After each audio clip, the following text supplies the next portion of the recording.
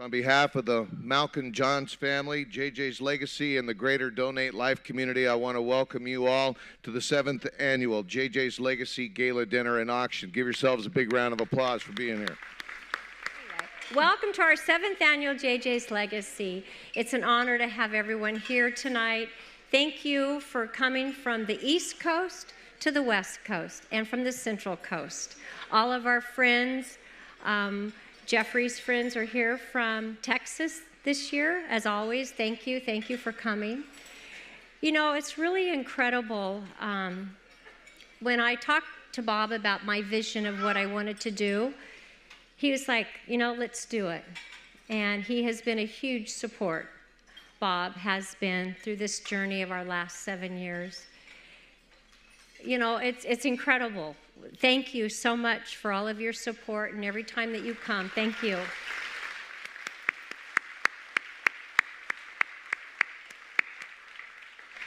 I also want to thank my family, Drew and Jenny, and Brian, Brooke, Brittany, and Lauren, and Missy. Thank you for coming from out of town to be here tonight with us every year to celebrate the gift of life. And also I want to thank tonight our San Joaquin Community Hospital, our platinum sponsor, and also Diane Lake.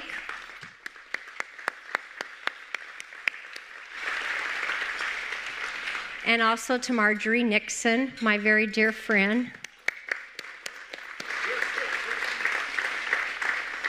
You know, what really amazes me is that they look at my vision and they hear my vision and they support me and they believe in it. And they believe in the gift of life, and they believe in inspiring, educating, and bringing all the awareness to Kern County and to be able to help all of our recipients. And it's really, truly amazing that we can do this. And we have over 500 people here tonight. You know, rain or shine, like Bob said, you're going to play golf on Monday. And rain or shine, you're here tonight having dinner. So again, thank you so much for coming. We have a very special guest here tonight. Is she here? No, Jackie? We have a very special guest here tonight. When she was 14 years old, she was diagnosed with a kidney disease.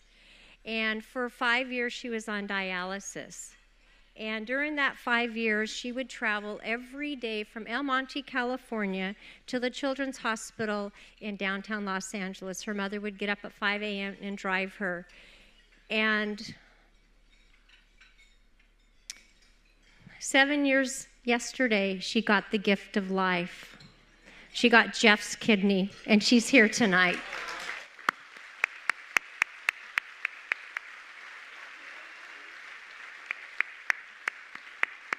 Jackie, where are you? Jackie, come up, please. She's waving. Come up. Here she comes.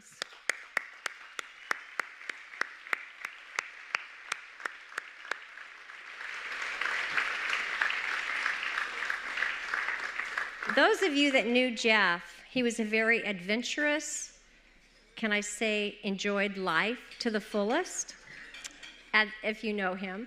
And he loved to dress. He loved his suit and ties. And, you know, he loved life to the fullest. And when we met Jackie the very first time, she said, you know, I love life now. And I love to dress up. And I'm so adventurous. Well, that's because she has Jeff's kidney. Okay.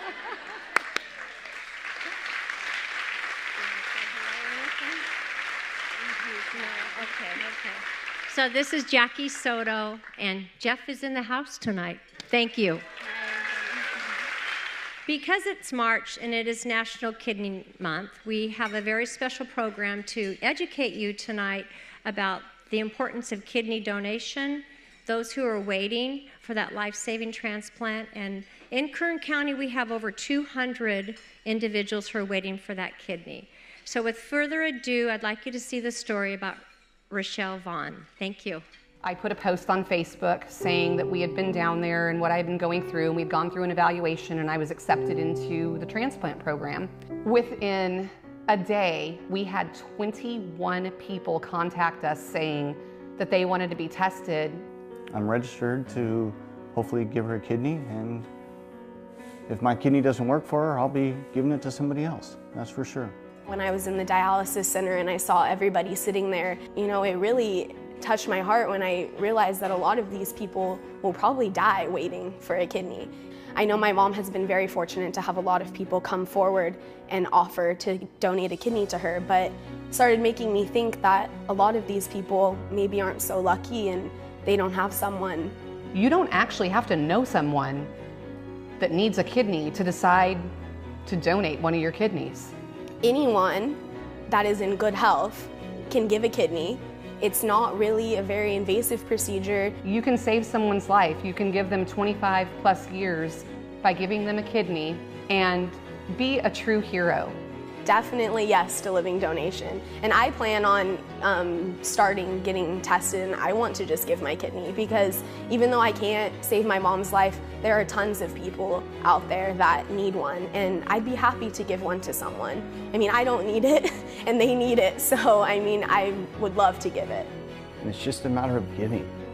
So please, feel free, donate.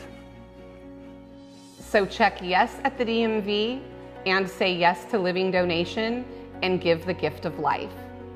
Thank you. Please, a warm Bakersfield welcome to Dr. Jeffrey Veal.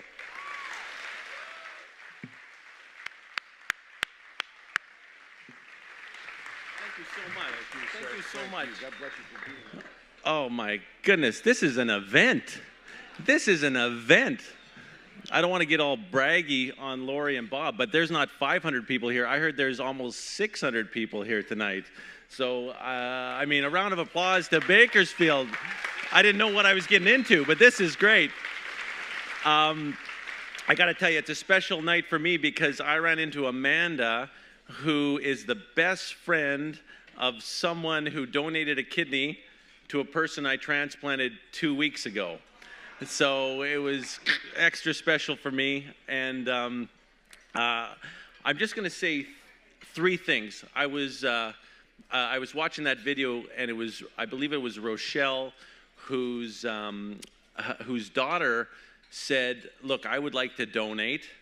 I happen to not be a match with my mother, but I would like to donate. And I can tell you, living donation has become very important because there's fewer deceased donors out there. And the reason for that is that if you look in the news, you might think it's terrible. Oh my gosh, society, there's car accidents, there's murders. But it's actually at a 60-year low for traffic fatalities.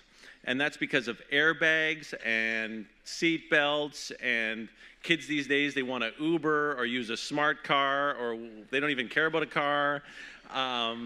So it's actually very safe on the roads.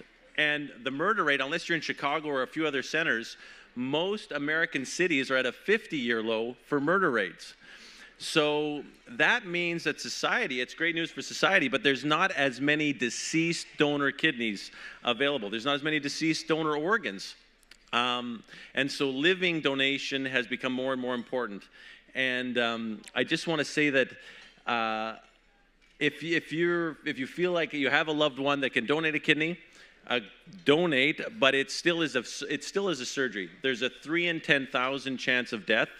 There still is a 1% complication rate, but 99% of the time, the donors do well. They leave hospital the next day. The surgery is done laparoscopic. I don't want to get all fancy on you, but it's not the big incision anymore. You don't take out a rib, and it's a smaller incision, and you go home. And that's the first point I want to make, is that living donation is very important. I'm only keeping it to 3 points because I know there's been some drinking here, including myself. So that's the first point. Living donation is important because there's fewer deceased donors out there. The second point is there's an exchange program. So Rochelle's daughter mentioned that she's not a match with her mom. There's a new program where Rochelle's daughter could maybe donate to my daughter. She's not on dialysis, but if my daughter was on dialysis, she could donate to my daughter, and maybe I'm not a match for my daughter, but maybe I could donate to Rochelle. So there's a beautiful new program because of a computer system and an algorithm that you can match up people. So all the recipient needs is a bargaining chip, a living donor, and the computer system can match the kidney with someone else, and then their loved one can get a kidney. So that's point number 2. There is a new program. I don't know why we didn't think of it sooner. It's very straightforward, but there's a matching program where you can, even if you're not a match for your loved one, and 35% of people are not a match for their loved one. So Rochelle's daughter is not alone. 65% of the time, you are a match. The third point, I've almost forgotten what the third point was, but I do have a third point. I know what the third point was this, is that Jeffrey John gave a gift. And he gave, I don't know if he gave kidneys, lungs, heart, whatever it was. But it might have gone into an African-American person as well. It might have gone into an Asian person. It might have gone into a Hispanic person. Who knows what? And I just feel like the way a society is right now and what you hear in the media is not what it looks like to a surgeon. A kidney is pink. You don't have to match a person by their skin color. When I look at a kidney, it's pink. And often it's a guy like JJ who gives a kidney to an African-American woman, or it's a Hispanic man, or it's an Asian child. And I can't tell what the skin color is because a kidney is pink. And I just hope that more and more people focus on that we are all more similar than different. And that was my third point. And I want to thank you guys for having me tonight. It's a hell of an event. While we're doing this program, it's meant to illustrate the mission here behind JJ's legacy and the greater Donate Life community. So please watch this video. Thank you, folks. A transplant really is hope. It's not just hope for yourself, it's hope for the people that you care about. Now that Jelani is healthy and that he can be there full-time as a dad is amazing. The boys love him so much. I've been trying to pay attention to how my body's been affected. I haven't really noticed much. I still eat up everything. I'm still fast. I have kind of like a psychological boost. Like I feel like I served a purpose. I've helped somebody. So it gives me like kind of a self-worth. It's a really good feeling. And I start to see how he is now amongst everyone else. And it's not just his life that I saved, but now I'm saving a whole bunch that's behind him. I've had a good life. And if any of my organs can help someone extend their life and give them a new lease on life and a new birthday, I celebrate that. It sounds simple, donate life. But how important is your life?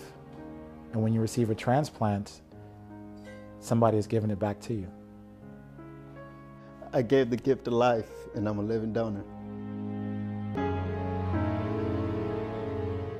It is with great pleasure that JJ's legacy is being able to honor Rochelle Vaughn and Jelani Polt this year as waiting for a kidney and having a kidney transplant.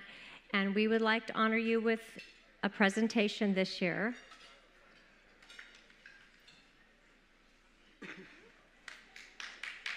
A $10,000 check for Rochelle Vaughn and a $10,000 check for Johnny. Thank you. This is going to help them through their journey of their life, and thank you so much.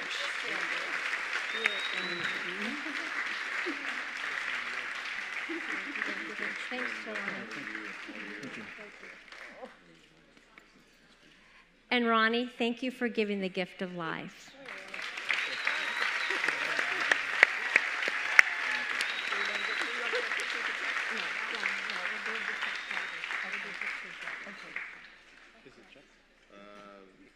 What's next? I don't remember. Yeah, you can walk. Okay. We'll take pictures later. Okay. Thank you. There was nothing written down as an intro. Okay. Flora Graph? Flora Graph. Okay. I do want to say one thing. Okay, get up there. Thank you. Because we are here tonight to honor organ donation, eye, and tissue. I want to take a moment and I want to honor all of those who have had the gift of life. If you would please stand up. Thank you. Ken Small, Dean Adams, the Trevino family, Renee Fink. All of these are transplant hearts, kidneys, lungs. Thank you so much. Thank you.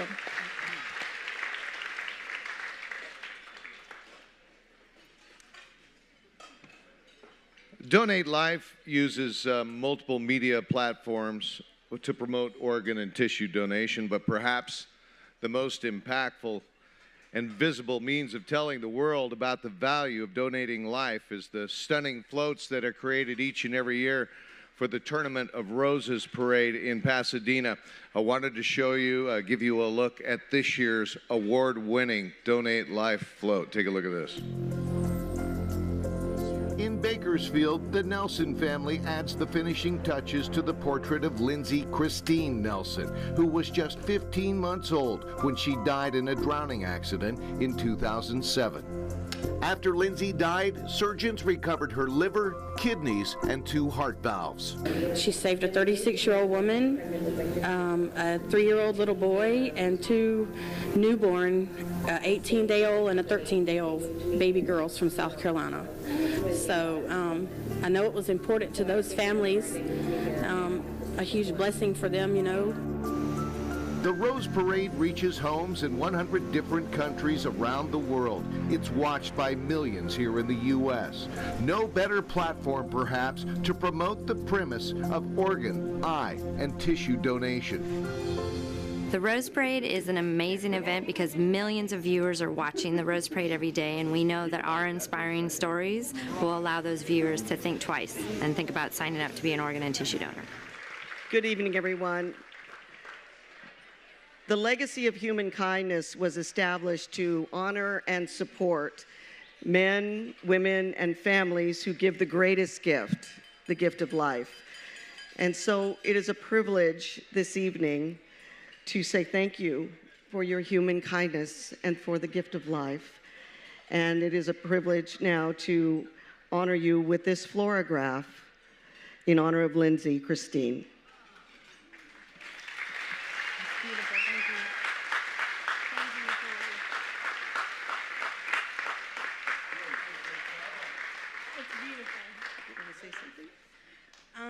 This was a very special opportunity for us, and we appreciate the opportunity to be able to honor her in this way. We lost her. It was very tragic and sudden, but to be able to give something good to come out of our tragedy was the best thing about it, or the only good thing about it, really. So I appreciate all of your time and attention. Thank you, guys. So we have a special video, our last one. It's pretty remarkable, and I really would love for you to take one moment, it's only 3 minutes, just to listen to this video. It's pretty remarkable.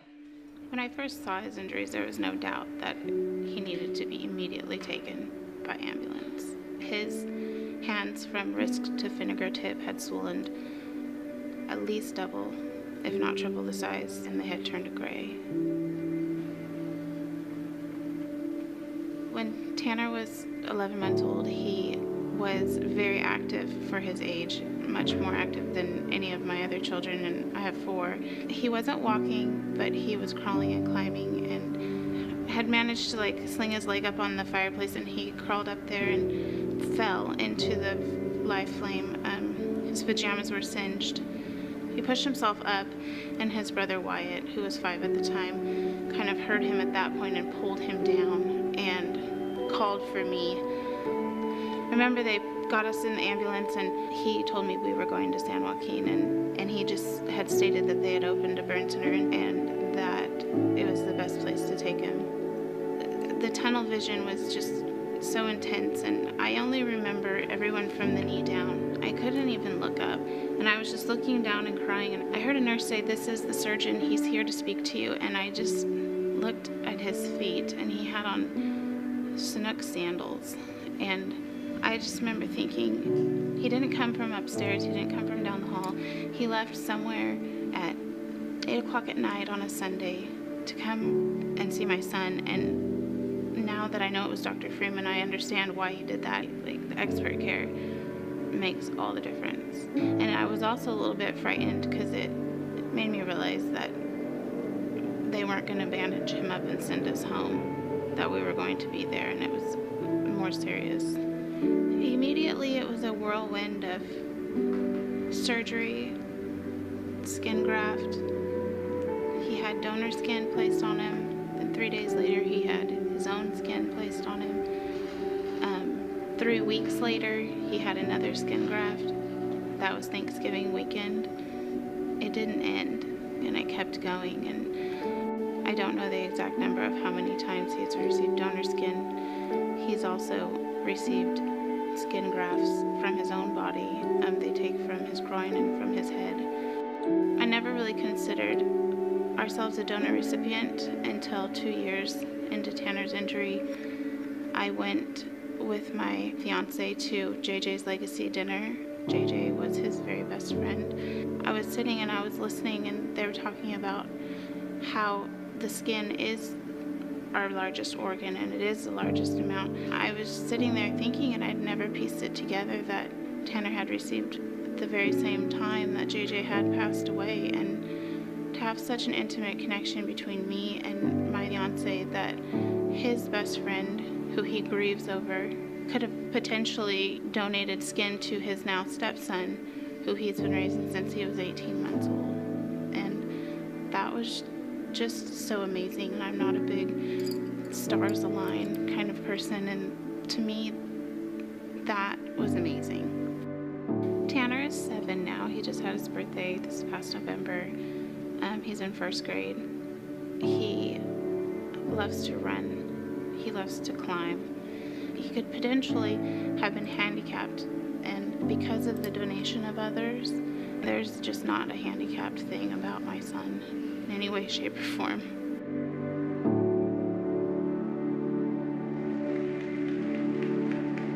Another scholarship that we have formed through JJ's Legacy is to be able to give a family a college education scholarship. And this year we are giving it to Tanner Parson for a scholarship.